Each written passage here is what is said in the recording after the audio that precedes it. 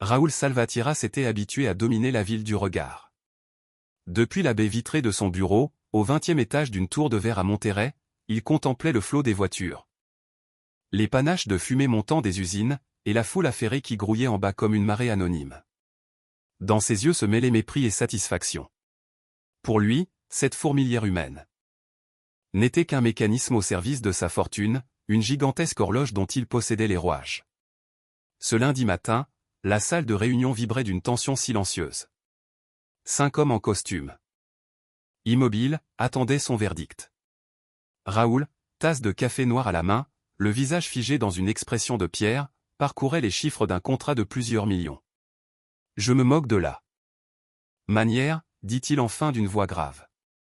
Ce que je veux, c'est que le permis soit signé avant vendredi. » Un jeune cadre, timide derrière ses lunettes, osa murmurer.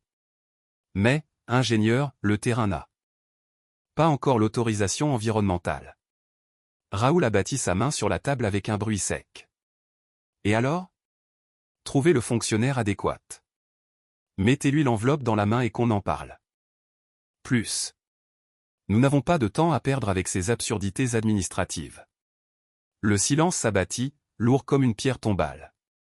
Personne n'osa répliquer. Raoul esquissa un sourire de conquérant. Dans son royaume, il n'y avait pas de place pour la faiblesse ni pour la morale, seulement pour l'efficacité et le profit. Après la réunion, il traversa les couloirs de l'entreprise, saluant d'un signe sec les employés qui s'effaçaient sur son passage. Certains le regardaient avec crainte, d'autres avec ce mélange d'admiration et de haine que suscite le pouvoir. Aucun ne se serait risqué à lui tenir tête. Raoul Salvatierra était intouchable. Dans le parking souterrain, son chauffeur l'attendait, moteur du Mercedes déjà allumé. Il s'installa à l'arrière, alluma un cigare importé et laissa échapper un soupir satisfait. Le luxe, la vitesse et la sensation de domination étaient l'oxygène qu'il respirait. Sa maison à San Pedro Garza Garcia, vaste demeure de marbre et de verre, l'accueillit dans un silence presque religieux. Les reflets du soleil glissaient sur les surfaces blanches, les tableaux modernes éclaboussaient les murs de leur couleur froide, et la piscine à débordement se perdait à l'horizon. Mais il n'y avait ni rire, ni voix, ni chaleur humaine. Gabriela, sa femme, leva à peine la tête de la revue de voyage qu'elle feuilletait sur la terrasse. « Ta réunion ?» demanda-t-elle d'un ton absent. « Un succès, comme toujours. »« J'imagine » répondit-elle sèchement avant de replonger dans sa lecture. Raoul serra les mâchoires. Autrefois, Gabriela avait été sa complice, sa flamme, sa joie de vivre. Aujourd'hui, elle n'était plus qu'une présence distante, étrangère. Entre eux, le silence s'était installé comme une muraille de glace. Il partit chercher leur fils, Julian, 17 ans, enfermé dans sa chambre. Derrière la porte, une musique agressive et l'odeur du tabac. « Qu'est-ce que tu fais là-dedans » lança Raoul. « Rien qui te regarde » répondit le garçon sans détourner les yeux de son écran. Raoul sentit une piqûre dans la poitrine, qu'il dissimula sous un ton autoritaire. « Baisse le son. Tu as cours demain, et je ne paie pas une école privée pour que tu y dormes. »« Je n'ai pas besoin de ton argent » grogna Julian en claquant la porte au nez de son père. Raoul resta figé, la colère au bord des lèvres. Mais à quoi bon? Il savait gagner les batailles des affaires, pas celles du cœur. Ce soir-là, il dîna seul, un simple filet servi par la domestique. Devant la télévision, il mâchait lentement en écoutant les nouvelles, encore un scandale de corruption politique. Il esquissa un rire bref. « Des amateurs » murmura-t-il. « Ils ne savent pas comment ça fonctionne, la vraie corruption. » Plus tard, dans son bureau, il se versa un whisky. Les étagères alignaient des livres de droit, des trophées d'entreprise, des photos de conférences et de coupures de presse vantant ses succès. Il aimait repenser à ses débuts, un jeune ingénieur, fils d'une famille de classe moyenne, ambitieux jusqu'à la moelle. Il avait conquis Monterrey, bâti des tours, acheté des politiciens, transformé le béton en or. Et pourtant, dans la solitude des nuits, un vide se glissait entre ses pensées. Parfois, il se demandait pourquoi il accumulait tout cela. Puis il chassait l'idée d'un geste impatient, comme on chasse un moustique. Le lendemain, son agenda débordait. Déjeuner d'affaires, réunion, inauguration. Les journaux l'appelaient « le roi du béton », un titre qu'il portait avec orgueil. Lors d'un repas, un vieil ami plaisanta. « Raoul, on dit que là où tu poses la main, pousse un immeuble, mais aussi que derrière toi, la terre se consume. » Raoul éclata de rire. « Les gens parlent trop. Je ne suis pas ici pour plaire, mais pour laisser une trace. » Les autres rirent avec lui, mais leurs regards se firent incertains. Cette nuit-là encore, il resta tard au bureau. Devant la ville illuminée, il observait les milliers de lumières clignotantes. Pourtant, une ombre se glissait dans son esprit. Le doute, fragile. Insidieux. Il le repoussa. L'argent, pensa-t-il, reste la seule certitude. Mais, sans qu'il s'en doute, une fissure invisible s'ouvrait dans la forteresse de sa vie. Mardi s'annonça gris et venteux. Raoul se rendit sur un de ses chantiers, un gigantesque complexe résidentiel en périphérie. Il aimait sentir la poussière, marcher entre les ouvriers casqués. Leur rappeler d'un ton sec qui commandait ici. « Bougez-vous » cria-t-il à un groupe d'hommes assis sous un échafaudage. Ils se levèrent aussitôt, harassés, les vêtements collés de sueur. Parmi eux, Martin, maître d'œuvre expérimenté, respecté par tous. Ce jour-là, pourtant, il semblait plus fatigué que d'habitude, toussant, vacillant. « Ça ne va pas » lança Raoul, irrité. « Ce n'est rien. Ingénieur. Juste la poussière. Alors ménage-toi, je n'ai pas besoin d'infirme ici. » Martin baissa la tête et reprit le travail, les mains tremblantes. L'après-midi, un fracas métallique retentit. Un échafaudage venait de s'effondrer. Des cris, de la poussière, la panique. Au sol, Martin gisait, écrasé sous la structure. Le sang tachait sa chemise.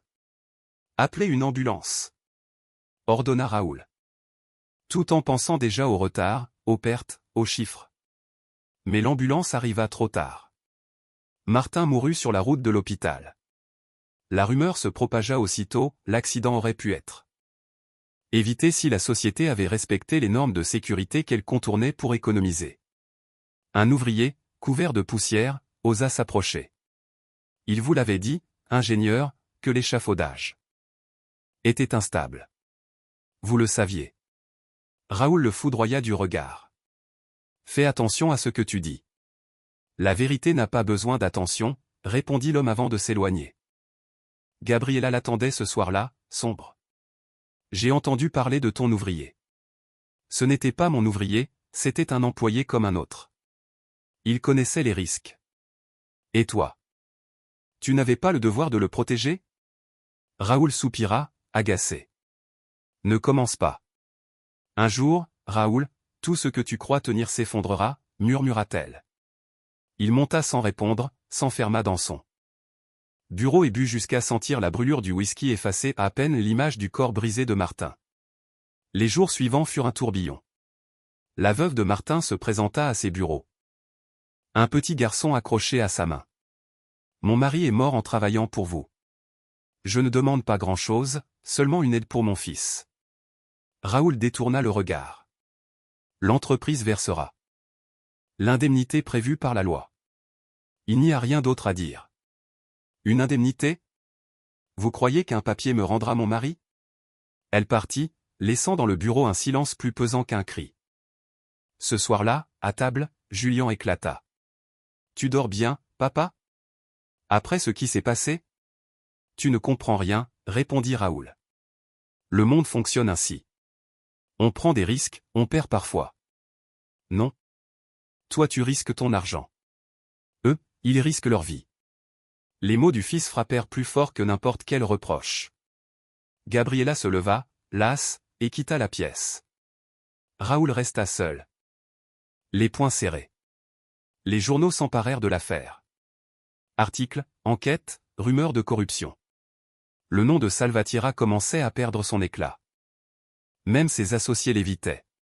Dans les restaurants, dans les taxis, dans les cafés, on murmurait qu'il avait du sang sur les mains. Une nuit, en rentrant, il trouva Julien assis dans le salon. Les yeux rouges. « Je ne veux pas devenir comme toi, dit-il. Je préfère vivre pauvre que vendre mon âme. Raoul voulut répondre, mais aucun son ne sortit. Il monta lentement l'escalier. Sentant que la façade parfaite de sa vie se fissurait, pierre après pierre. Le mercredi, il décida de quitter Monterrey. Il devait rencontrer des investisseurs à Saltillo. Il refusa le chauffeur, il voulait conduire seul, réfléchir, fuir les regards. La route serpentait entre les collines, sous un ciel d'un orange poussiéreux. Le vent chaud portait l'odeur du désert. La radio crachotait des nouvelles de scandale dans la construction, il l'éteignit d'un geste irrité. La première heure, il conduisit vite, savourant la puissance du moteur. Puis la route devint plus déserte, plus sombre. Seules quelques lampes isolées brillaient au loin. Le silence l'envahit. Alors, les images surgirent, la veuve.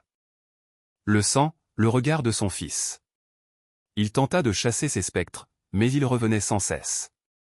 La fatigue pesa sur ses paupières. L'aiguille de l'essence descendait. Enfin, il aperçut les néons tremblotant d'une station-service abandonnée. Il se gara près d'une pompe rouillée. Le lieu semblait hors du temps, une vitrine embuée, un vieux panneau décoloré, le bourdonnement d'une lampe. Fatigué, Raoul sortit de la voiture. L'air était froid, chargé d'essence. Il appela. « Il y a quelqu'un » Pas de réponse. Il poussa la porte de la boutique, un grincement, des étagères presque vide, un réfrigérateur au bourdonnement mourant. Puis il entendit un murmure, une prière, douce, persistante. Il se tourna. Dans un coin, assise sur un banc, une femme drapée d'un manteau bleu regardait. Ses mains reposaient sur ses genoux, ses yeux fixés sur lui avec une sérénité troublante. Raoul Salvatierra s'arrêta net. La femme devant lui n'avait rien de la caissière d'une station-service perdue au bord d'une route poussiéreuse. Elle semblait hors du temps, étrangère à cet endroit oublié. Un instant, il crut s'être trompé d'adresse. « Madame, dit-il avec irritation. Vous travaillez ici ? J'ai besoin d'essence, et il n'y a personne au comptoir. » La femme ne répondit pas tout de suite. Elle le regardait avec une douceur troublante, comme si ses yeux perçaient les murs invisibles derrière lesquels il se cachait. Puis sa voix s'éleva, claire et mélodieuse, presque irréelle. « Tu n'es pas venu ici seulement pour de l'essence. » Raoul se crispa. « Pardon ? Je suis pressé, je n'ai pas le temps pour vos jeux. » Elle inclina légèrement la tête sans cesser de le fixer. « Ton cœur est fatigué, Raoul. Tu le caches sous des contrats et des fortunes. » Mais il se fissure peu à peu. Il recula d'un pas, comme si ses mots avaient la dureté d'un coup. « Qui êtes-vous ? Et comment connaissez-vous mon nom ?» La femme se leva lentement. Elle n'était pas grande, mais sa présence emplit la pièce d'une lumière douce, inexplicable. « Je suis Maria, répondit-elle simplement. Et je suis venue te rappeler ce que tu as oublié. » Raoul éclata d'un rire nerveux. « Ridicule. Je rêve, ou j'ai trop bu. »« Non, murmura-t-elle. Ce n'est pas un rêve. Tu t'es égaré, et ton avidité te consume. Si tu ne changes pas, tu perdras tout. » Les poings de Raoul se serrèrent. Son instinct d'homme d'affaires le poussait à rejeter, à nier, à dominer. « Je ne sais pas qui vous êtes, mais vous perdez votre temps. Je ne crois pas aux apparitions ni aux superstitions. » Elle ne broncha pas. Un pas vers lui, la main tendue sans le toucher, comme si elle lui offrait quelque chose d'invisible. « Tu as encore le choix, Raoul. Le chemin de l'ambition mène à la ruine. Mais celui de l'amour ne se perd jamais. » Un frisson lui parcourut l'échine. Il voulut répondre, mais sa gorge se serra. Leurs regards se croisèrent, l'espace d'un instant, il eut la sensation d'être vu tout entier, nu jusqu'à l'âme. Un bruit soudain le tira de sa stupeur.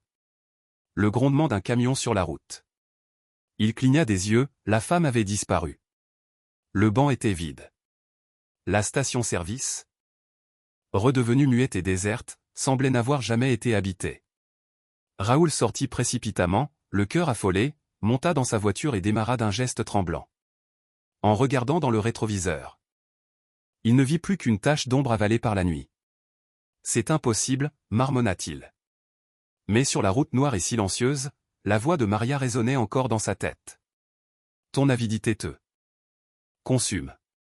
Tu perdras tout si tu ne changes pas. Il tenta de se convaincre qu'il s'agissait d'une hallucination.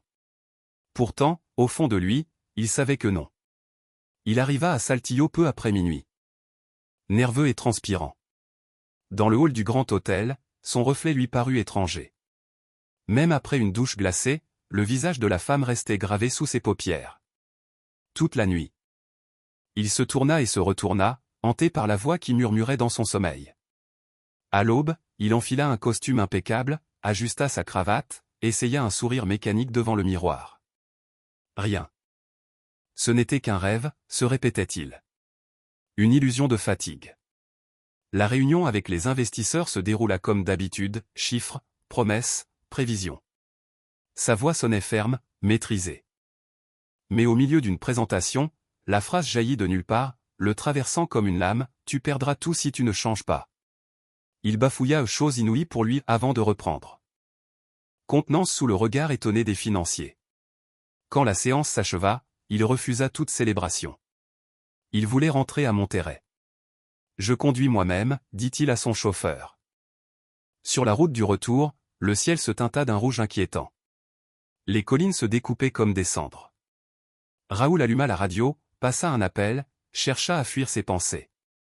En vain. Quand la nuit tomba, le réservoir toucha à sa fin. Son estomac vide protesta. Il distingua au loin des lumières familières. Son cœur s'arrêta, la même station-service. Non, souffla-t-il. Il hésita. Continuer signifiait risquer la panne au milieu du désert. Il tourna le volant à contre-cœur. Tout semblait figé, la lampe vacillante, l'odeur d'essence, les étagères poussiéreuses. Et sur le banc, elle. Le même manteau bleu, la même sérénité. Raoul sentit ses jambes se dérober. Ce n'est pas réel. Je suis revenu, dit Maria, parce que tu n'as pas écouté. Que veux-tu d'eux? Moi? Es-tu un fantôme? Une hallucination? Je suis Maria, répéta T.L. calmement. Et je ne viens pas t'effrayer, mais te rappeler ce que tu as oublié. Raoul porta ses mains à son visage. Je n'ai pas besoin de sermons. J'ai travaillé toute ma vie, j'ai tout construit de mes mains. Ne me demande pas de tout abandonner. Elle s'approcha, sans menace, enveloppée d'une paix qui le désarmait. Ce n'est pas rien, Raoul. C'est tout. Tu as rempli tes mains d'or et de béton, mais ton cœur est vide d'amour. Assez. Cria-t-il. Tu ne sais rien de moi. Je sais que tu as lutté. Répondit-elle. Mais dans ta course, tu as oublié de protéger les autres. Ton fils s'éloigne, ta femme t'échappe, tes ouvriers meurent sur tes chantiers. Que possèdes-tu vraiment? Il sentit la gorge se nouer. Chaque mot tombait avec la précision d'une vérité qu'il ne pouvait nier. Que veux-tu que je fasse? Change, murmura-t-elle. Souviens-toi que seul l'amour demeure. Le reste s'effrite. Raoul tremblait. Une part de lui voulait tomber à genoux, pleurer, demander pardon. L'autre, plus dur, s'accrochait à son orgueil. Je ne peux pas, chuchota Théil. Je ne saurais par où commencer. Nul ne sait au début, répondit-elle avec tendresse. Il suffit de vouloir. Un souffle de vent traversa la pièce, les lampes vacillèrent, et Raoul sentit une chaleur envahir sa poitrine. Lorsqu'il rouvrit les yeux, Maria avait disparu. Le silence pesait comme du plomb. Il sortit, chancela jusqu'à sa voiture, posa son front contre le volant. Ce n'est pas possible. Il rentra à Monterrey comme un automate. Sa femme, Gabriella, le vit entrer, livide. Raoul? Que t'arrive-t-il? Il ne répondit pas, monta dans son bureau et s'effondra dans son fauteuil.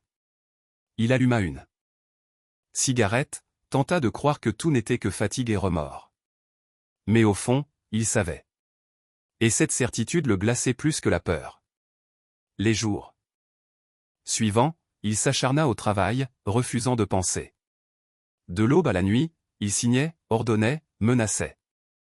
Mais parfois, entre deux réunions, la voix revenait, « Tu perdras tout ». Alors il buvait. Vite, pour étouffer l'écho. Une nuit, en pleine discussion avec ses avocats, il explosa. « Je veux ce terrain !» cria-t-il. « Même s'il faut acheter le juge. » Le silence tomba. Un vieil avocat, respecté, osa murmurer. « Monsieur, la presse nous observe. Peut-être faudrait-il envisager une entente. » Raoul le foudroya du regard. « Si cela ne te plaît pas, pars. » L'homme se leva sans un mot et quitta la salle. Raoul le regarda s'en aller avec un mélange de colère et de honte. Cette nuit-là, les cauchemars commencèrent. Il marchait dans des couloirs sombres, les murs se refermant sur lui. La voix de Maria flottait dans l'air, « Tu perdras tout. » Il se réveillait trempé de sueur, le cœur au bord de l'explosion. Gabriela le remarqua. « Tu changes, Raoul. Tu ne dors plus, tu bois trop. »« Je vais bien. » Mais elle le regarda s'éloigner avec tristesse. Elle ne reconnaissait plus l'homme qu'elle avait épousé. Puis les ennuis financiers s'enchaînèrent. Un prêt bancaire fut annulé. Un partenaire étranger rompit le contrat. Les journaux parlaient de corruption et de mort sur les chantiers. Un soir, son fils Julien entra dans le salon, furieux. « Encore un ouvrier blessé, papa. »« Jusqu'à quand ?»« Je n'y suis pour rien, » répondit Raoul. « Les gens sont imprudents. »« Non. » hurla le jeune homme. « C'est toi le responsable.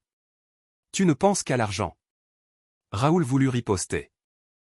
Mais la vérité brûlait trop. Julien monta dans sa chambre en claquant la porte. Gabriela secoua la tête. « Tu es en train de le perdre, Raoul. » Il ne répondit pas. Il prit ses clés et s'enfuit dans la nuit. La ville lui parut glaciale. Les panneaux publicitaires lui renvoyaient le sourire cynique de sa propre vanité. Il entra dans un bar chic, demanda une bouteille entière. Dans le miroir des toilettes, il vit un étranger, visage tiré, yeux rougis, tremblement. « Ce ne sont que des fantômes, » murmura-t-il. Mais au fond de ce reflet, le manteau bleu de Maria semblait luire encore. Les jours suivants, la presse redoubla d'acharnement. L'Empire Salvatierra en crise, corruption et négligence. Son téléphone ne cessait de sonner, partenaire fuyant, employé démissionnaire. « Désolé, Raoul, » dit un associé. « Tu es marqué. Si je reste, je coule aussi. » Le silence qui suivit fut plus terrible que l'insulte. Il jeta le téléphone contre le mur. Cette nuit-là, il rêva de ruines. Des immeubles écroulés, des cris sous les gravats. Son fils se tenait au loin, le regard plein de mépris. Puis la voix. « Ton avidité te consume. » Il se réveilla en sursaut, le souffle court, trempé de sueur. Pour la première fois, il comprit.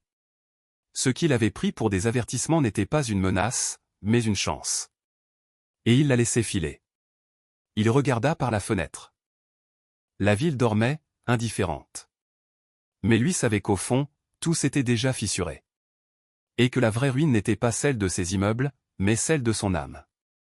La demeure de San Pedro n'était plus qu'un tombeau de marbre, glacé et silencieux, où l'écho de ses propres pas semblait la seule présence encore vivante. Chaque pièce respirait la solitude. Un matin, après une nuit blanche, Raoul décida de conduire sa camionnette au garage. Le moteur grinçait, vibrait à chaque changement de vitesse, mais il n'avait ni le temps ni l'envie de s'en occuper. Il choisit, sans trop savoir. Pourquoi, un petit atelier d'un quartier populaire de Monterrey bien loin des luxueux concessionnaires qu'il fréquentait autrefois. Peut-être voulait-il passer inaperçu, fuir un instant son propre reflet. L'air y sentait l'huile brûlée et le métal chauffé. À l'entrée, un vieux mécanicien aux mains tannées par le travail l'accueillit d'un sourire sincère. « Bonjour, ingénieur. Moi, c'est Schéma. Qu'est-ce qu'elle a, votre bête ?» Raoul le regarda, surpris par tant de familiarité. « Elle fait un drôle de bruit, » répondit-il sèchement. Don Schéma souleva le capot et commença à inspecter la mécanique avec une patience tranquille, comme si le temps lui appartenait. Raoul, nerveux, alluma une cigarette. Son regard se posa sur une étagère dans un coin, une petite image de la Vierge de Guadalupe, entourée de fleurs fraîches et d'une bougie allumée. « Vous gardez toujours ça là ?» demanda-t-il avec une pointe d'ironie. Le vieil homme sourit. Depuis le premier jour. Elle ne m'a jamais laissé tomber. Raoul haussa les épaules. Prier une image? À quoi bon? Les problèmes ne se règlent pas avec des prières. Schéma ne se vexa pas. Il répondit calmement. Peut-être qu'elle ne résout pas les problèmes comme vous le voudriez. Mais elle donne la force de les affronter. Et cette force-là, croyez-moi, vaut mieux que n'importe quel moteur. Raoul resta silencieux, mal à l'aise, incapable de répliquer. Lorsque Schéma eut fini la vérification, il lui expliqua les réparations nécessaires. Raoul sortit un épais billet de banque et le lui tendit. Mais le vieil homme secoua la tête. Réparez d'abord votre vie, ingénieur. Ensuite, on parlera de votre camionnette. Raoul le fixa, déconcerté. Comment ce simple garagiste osait-il lui parler? Ainsi? Et pourtant, ces mots le frappèrent plus fort qu'un affront. Quelques jours plus tard, un autre hasard vint troubler sa routine. Après une réunion d'affaires ratée, il quitta son bureau sans but précis et roula jusqu'à une zone pauvre de la ville, un quartier de ruelles en terre battue et de maisons faites de tôles et de planches. Là, il aperçut un groupe de jeunes peignant des fresques colorées sur un mur écaillé. Parmi eux se distinguait une jeune femme à la longue tresse brune, énergique et douce à la fois, qui coordonnait les autres. Poussé par la curiosité, Raoul sortit de la voiture. « Bonjour », lança-t-elle avec un sourire. « Vous venez aider ? » « Aider ? À quoi donc ? On peint un mural pour le centre communautaire. On veut que les enfants aient un endroit digne pour apprendre et jouer. » Raoul balaya la scène du regard, mur fissuré, enfants pieds nus courant entre les flaques, mère portant des sacs de provisions. Tout cela lui paraissait appartenir à un autre monde. « Et à quoi ça sert de peindre des murs quand les gens n'ont même pas de quoi manger ?» demanda-t-il avec ironie. La jeune femme soutint son regard sans ciller. À leur rappeler qu'ils ne sont pas seuls. À leur donner de l'espoir. Et l'espoir aussi nourri. Raoul resta muet, désarmé. Il n'avait pas l'habitude qu'on lui réponde. Ainsi. « Comment vous appelez-vous ? » finit-il par demander. « Lucia. Je travaille dans une association qui aide les familles du quartier. » « Et vous ? » Raoul, répondit-il simplement, hésitant à dire son nom de famille, celui qu'on associait au roi du béton. « Enchanté, Raoul. Et si un jour vous en avez assez de critiquer, venez vraiment donner un coup de main. » Elle se retourna et reprit son pinceau. Raoul resta planté là, comme démuni. Les jours suivants, il ne put s'empêcher de repenser à elle. Il y avait dans sa voix une force différente, qui ne venait ni de l'argent ni du pouvoir, mais d'un sens profond, presque sacré. Une semaine plus tard, il retourna voir Don Schéma. Le vieux mécanicien l'accueillit avec le même sourire paisible. « Votre camionnette est prête, ingénieur. Mais ce n'est pas votre moteur qui m'inquiète le plus, c'est votre cœur. » Raoul eut un petit rire, sans arrogance cette fois. « Vous parlez comme si vous me connaissiez depuis toujours. Pas besoin de connaître votre passé pour voir le poids que vous portez. Les gens vides, ça se voit, même bien habillés. » Raoul baissa la tête. Quelque chose en lui se fissurait. Ce même jour, il retourna dans le quartier où vivait Lucia. Elle était là, encore, entourée d'enfants et de volontaires. Sans dire un mot, il prit un pinceau et commença à peindre. Lucia le regarda, surprise. Puis sourit. « Voilà qui est mieux. Bienvenue parmi nous, Raoul. » Ses mains, habituées aux contrats et aux chiffres, se couvrirent de bleu et de rouge. Les enfants riaient de sa maladresse, et pour la première fois depuis des années, Raoul rit aussi. En partant, Lucia lui dit. « Si vous voulez vraiment changer quelque chose, il ne suffit pas de peindre des murs. Il faut accepter de se salir les mains pour de vrai. » Cette phrase brûla dans sa mémoire. Mais le répit fut de courte durée. Les nuages s'amoncelaient déjà. Quelques semaines plus tard, la Fiscalia ouvrit une enquête contre lui pour corruption et détournement de fonds publics. Les journaux titrèrent « L'Empire Salvatierra sous la loupe ». Raoul lut les articles avec une colère sourde. D'ordinaire, il savait manipuler les ombres, acheter le silence, appeler les bons numéros. Mais cette fois, tout se dérobait. Les alliés d'hier fermaient les portes, les banquiers exigeaient des garanties absurdes, les politiciens l'évitaient. Chez lui, l'air était irrespirable. Gabriela, sa femme, le fixait d'un regard glacé. Un soir, elle laissa tomber son couvert et dit : « Tout ce que tu as construit s'écroule, Raoul. Et tu le sais. Ce ne sont que des rumeurs. Ça passera. Non. Et même si ça passait, je ne veux plus vivre avec un homme qui ne pense qu'à lui-même. » Il serra les poings. « Que veux-tu que je fasse ? Que je me rende ? Je veux que tu sois humain. Mais tu as oublié comment on fait. » Elle se leva. Le silence tomba, lourd, définitif. Quelques jours plus tard, son fils Julien éclata de rage. Il le trouva ivre, entouré de dossiers et de bouteilles. « Tu sais ce qu'ils disent de toi, à l'école ? Que mon père est un meurtrier. Corrompu. Tu sais ce que c'est, vivre avec cette honte ? Ce sont des mensonges. » Non. Ce n'est pas des mensonges, et tu le sais. Tu n'as jamais pensé qu'à toi. Ton argent, ta réputation. Moi. Je ne veux pas te ressembler. Il claqua la porte. Gabriela pleura en silence dans le couloir. Raoul, effondré sur le canapé, sentit qu'il venait de tout perdre. Un soir, Lucia l'appela. « Raoul, venez à notre réunion communautaire demain. On parlera de nouveaux projets. » Il hésita, puis accepta, simplement pour échapper à la honte. Le centre était plein. Des mères avec leurs enfants, des jeunes attentifs, des vieillards fatigués. Lucia parlait de bourse, de cours, de dignité. Raoul l'écoutait en silence, se sentant étranger à cette fois tranquille. Après la réunion, un vieil homme s'approcha. « Vous êtes Salvatierra ? Je travaillais dans une de vos constructions, il y a des années. C'était dur, mais grâce à ce boulot, j'ai pu payer les études de ma fille. Aujourd'hui, elle est professeure. » Raoul resta bouche bée. Il s'attendait à des reproches, pas à de la gratitude. L'homme lui serra la main, et ce simple geste ralluma en lui une flamme. Fragile. Mais dehors, la meute des journalistes l'attendait. Que répondez-vous aux accusations ?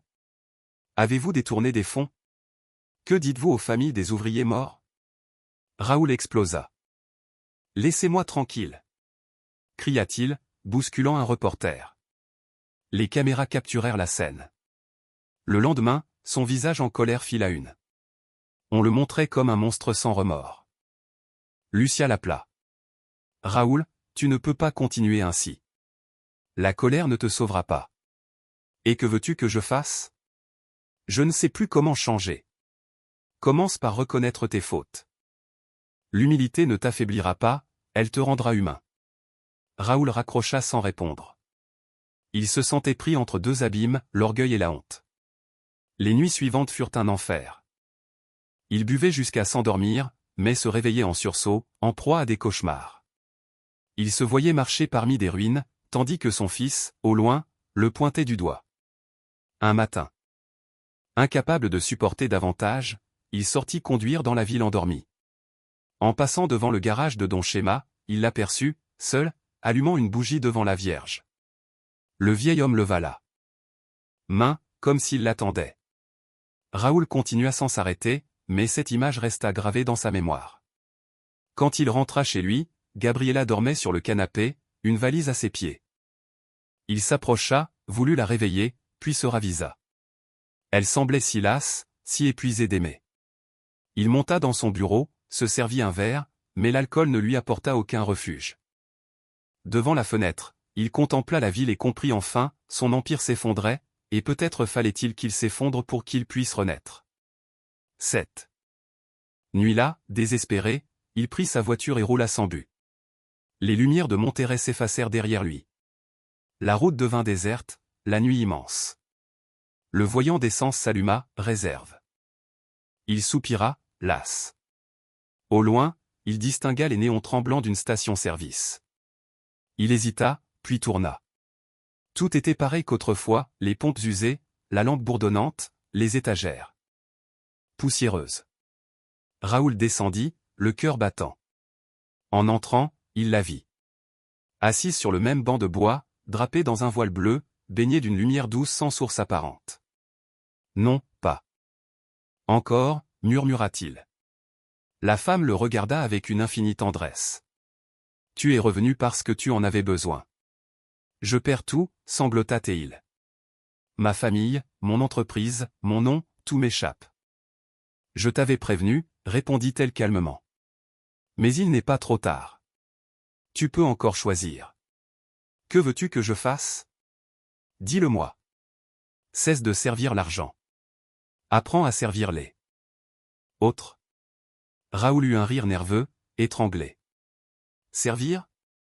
Je ne sais faire que diriger, négocier, construire. Alors construis avec amour, répondit-elle. Utilise ce qu'il te reste pour relever ceux qui sont tombés. Je n'ai plus rien, balbutia-t-il. Tout est perdu. Celui qui donne le peu qu'il a possède davantage que le riche qui garde tout. Des larmes montèrent à ses yeux. Et si j'échoue? Si personne ne croit en moi. La foi n'est pas que les autres croient en toi, Raoul. C'est que toi, tu crois en ce que tu fais pour eux. Il s'effondra sur le banc, vidé. Je suis épuisé. Vide. Elle se pencha vers lui, et sa voix devint un souffle. La richesse que tu partages ne s'éteint jamais. Alors, il sentit une chaleur douce l'envahir, comme si un poids fondait dans sa poitrine. Quand il rouvrit les yeux, la lumière avait disparu. La station était silencieuse. Le banc était vide. Raoul sortit, titubant, et leva les yeux vers le ciel sombre. Pour la première fois depuis longtemps, il respira profondément. Il ne savait pas encore comment, ni où, mais il savait enfin pourquoi il lui fallait recommencer à vivre. La brise de la madrugada lui fouetta le visage. Et pour la première fois depuis des années, Raoul inspira profondément, comme si l'air pur de l'aube pouvait le débarrasser de tout ce qu'il portait en lui. Il monta dans son véhicule.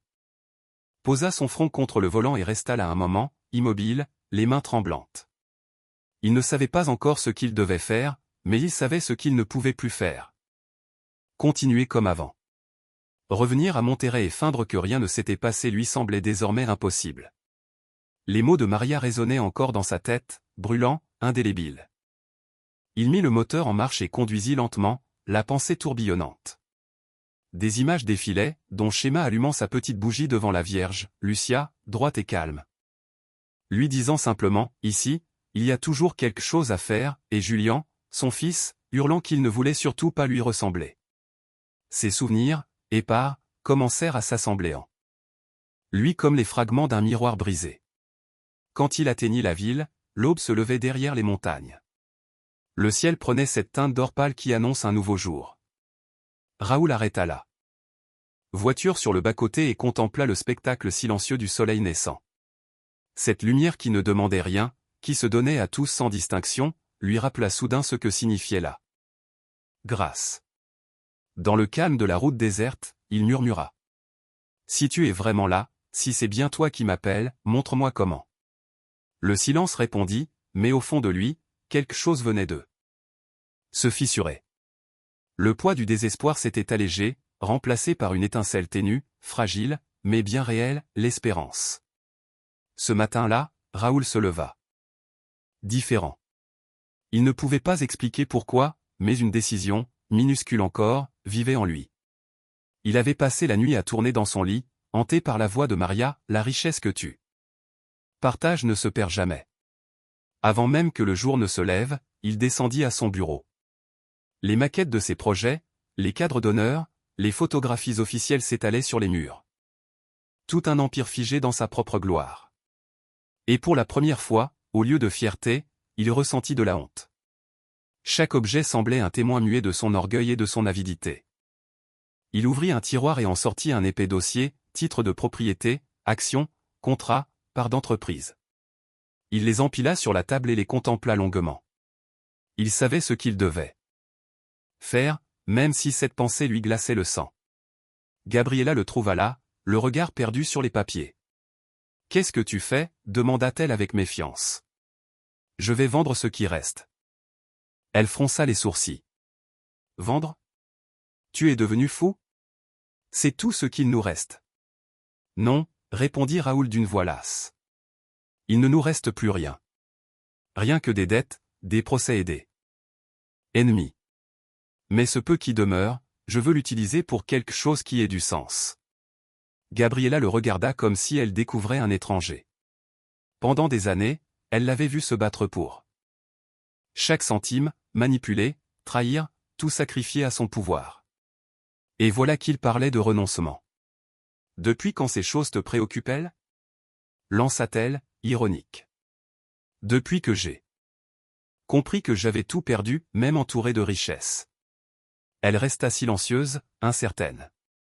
Puis s'éloigna sans savoir si ce qu'elle venait de voir n'était qu'un caprice ou une vraie métamorphose. Ce jour-là, Raoul se rendit dans la colonie où vivait Lucia. Il la trouva au milieu d'un groupe de bénévoles, distribuant des vivres et des jouets aux enfants. Lorsqu'elle le vit approcher, fatigué, amaigri, mais animé d'une étrange détermination, elle le salua avec prudence. « Je ne m'attendais pas à te revoir si tôt. J'ai besoin de te parler. » répondit-il. À l'écart du tumulte, il inspira profondément. « Je veux aider. Pas avec des miettes, pas avec des dons pour la photo. Je veux mettre ce que j'ai au service de votre travail. » Lucia le regarda, méfiante. « Et qu'attends-tu en retour? » « Rien. J'ai déjà tout eu, et cela ne m'a servi à rien. » Elle garda le silence. Son expérience lui avait appris à reconnaître les discours creux.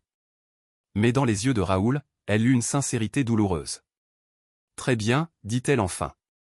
Si tu veux aider, tu commenceras au bas de l'échelle. Ici, personne ne commande, personne ne se vante. On travaille tous pareil. J'accepte. » Les jours suivants, sa vie bascula. Raoul vendit une de ses dernières propriétés, une maison de vacances à Val-de-Bravo. Avec l'argent, Lucia lança la construction d'un module scolaire dans le quartier. Raoul, pour la première fois de sa vie, pris part aux travaux, il mélangeait le ciment, portait des planches, soulevait des briques. Sous le soleil ardent. Au début, les volontaires le regardaient avec suspicion. Pour beaucoup, il restait l'entrepreneur corrompu dont les journaux avaient fait leur symbole. On murmurait. Le voilà qui veut redorer son image. Mais Raoul ne répondait pas. Il laissait ses mains parler pour lui. Jour après jour, il arrivait tôt, partait tard, couvert de sueur et de poussière. Ses chemises blanches se tachaient, ses chaussures de luxe s'enfonçaient dans la boue. Et pourtant, il ne se plaignait jamais. Un après-midi, un jeune homme s'approcha brusquement. « Mon père a travaillé pour toi. Tu l'as licencié sans indemnité après son accident. Pourquoi je devrais te croire, maintenant ?» Raoul posa calmement le bloc qu'il portait. « Tu n'as aucune raison de me croire. Tu as même toutes les raisons de me haïr. J'ai fait beaucoup de mal.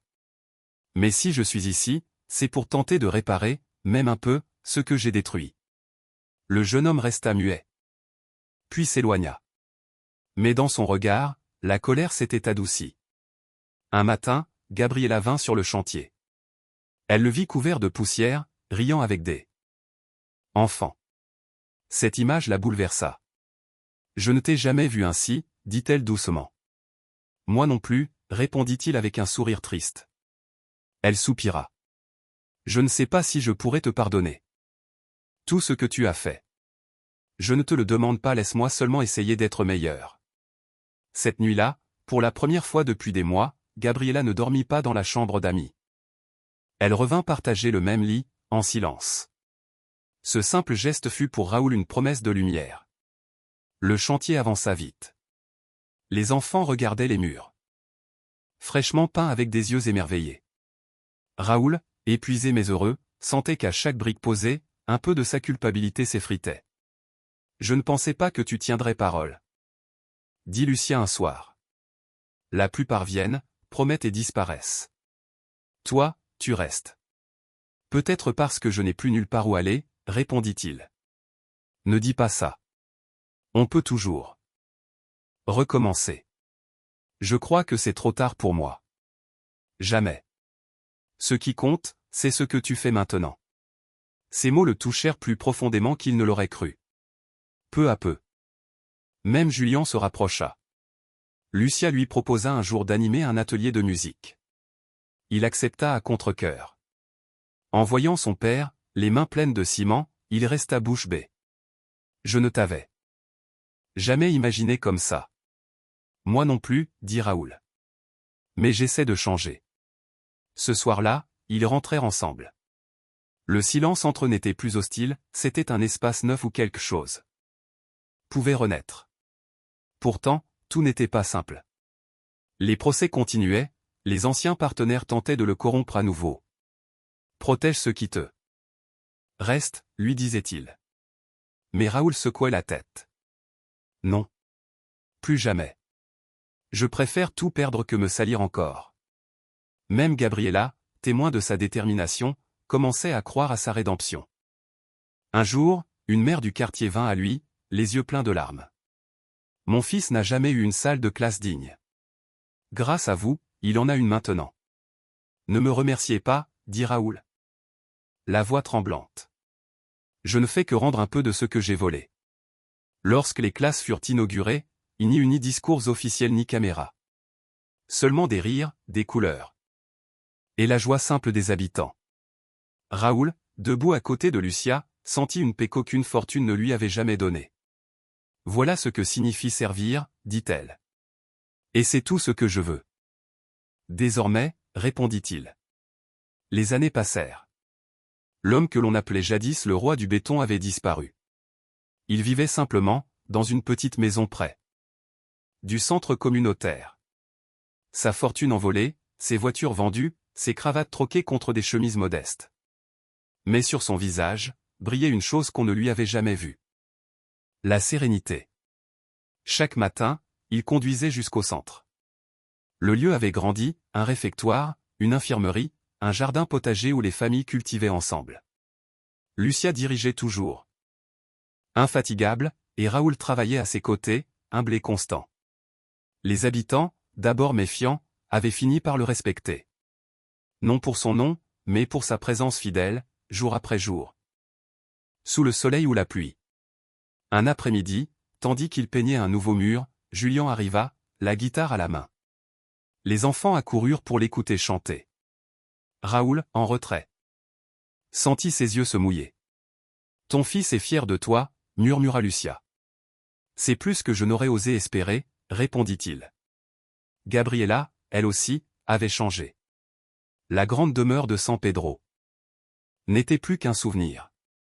Dans leur maison modeste, elle avait trouvé une paix qu'elle n'avait jamais connue. Je n'aurais jamais cru que tu changerais à ce point, lui dit-elle un soir. Raoul lui prit la main, ému. Moi non plus. Si ce n'avait été pour... Elle termina à sa place. Pour ce que tu as vu à cette station-service. Il hocha la tête. Il n'avait plus besoin d'en parler. Cette présence demeurait en lui, comme une flamme tranquille. Un été, dont Schéma passa lui rendre visite. Le vieux mécanicien, toujours souriant, marchait plus lentement. Si je t'ai compris ce jour-là, c'est grâce à toi, dit Raoul. Non, répondit Schéma. Moi, je n'ai fait qu'allumer ma bougie. C'est toi qui as choisi d'avancer vers la lumière. Le temps fit son œuvre. Le centre communautaire devint un modèle pour la ville. Les médias voulurent l'interviewer, mais Raoul refusa. Il ne voulait plus de projecteurs. Sa récompense était là, les enfants qui riaient, les jeunes qui trouvaient un avenir, les mères qui reprenaient courage. Un matin, Julien lui dit. Tu sais, autrefois je pensais que tu étais incapable de changer. Tu avais raison. Jusqu'au jour où j'ai compris que je ne pouvais pas le faire seul. Aujourd'hui, je suis fier que tu sois mon père. Raoul l'enlaça, le cœur serré. Ce simple mot valait toutes les fortunes. Un soir, alors que le crépuscule enveloppait la ville, une vieille femme lui demanda. Vous pourriez vivre dans le luxe, loin d'ici. Pourquoi rester? Raoul sourit. Parce qu'ici, j'ai trouvé ce que je n'ai jamais eu, la paix. Il rentra chez lui. Gabriella l'attendait, Julien jouait de la guitare sous le porche, et les rires des enfants du voisinage emplissaient l'air tiède. Raoul leva les yeux vers le ciel. Il se souvenait de tout, l'orgueil, la chute, la rencontre mystérieuse, la lente reconstruction. Il n'était plus riche, ni puissant, mais il possédait enfin ce que rien ne pouvait lui ôter, un cœur apaisé, une famille réunie, une communauté vivante autour de lui. Et dans le souffle du vent, il crut entendre à nouveau cette voix douce. La richesse que tu partages ne se perd jamais. Raoul ferma les yeux et murmura, rempli de gratitude. Merci. Entre la simplicité et l'éternité, il comprit qu'il avait enfin laissé derrière lui l'ombre de l'avidité pour toujours.